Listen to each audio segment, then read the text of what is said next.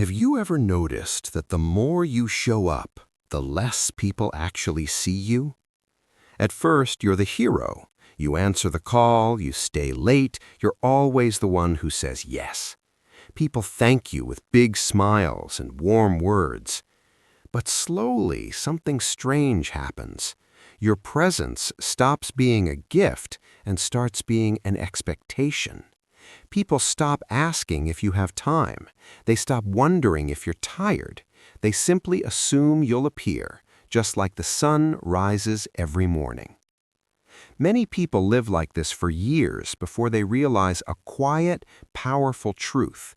Sometimes your absence teaches people more about your value than your presence ever could.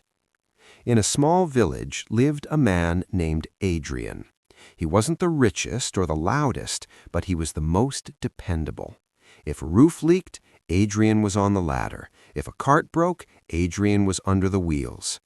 At first, Adrien felt a deep sense of pride. It felt good to be the man people relied on.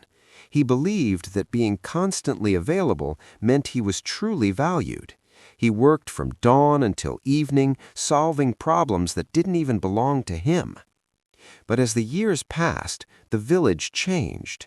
They stopped knocking and started demanding. They stopped wondering if Adrien had plans of his own. Adrien had become a ghost, always there, but never truly seen. Then came a cold winter morning when Adrien couldn't get up.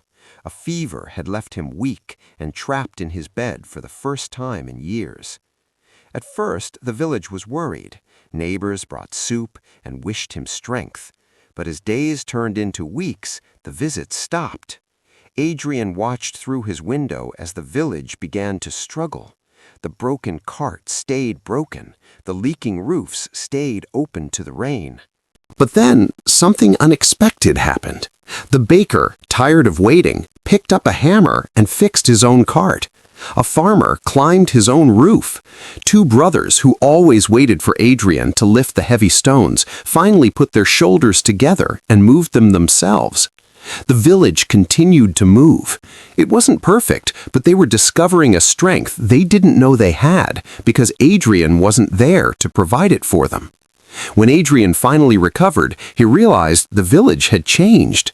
People still respected him, but they finally started asking, "Adrien, do you have time?"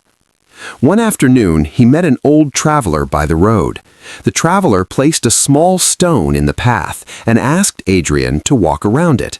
Adrien did so easily. "Now," the traveler said, "imagine that stone had always been there. People would learn to walk around it."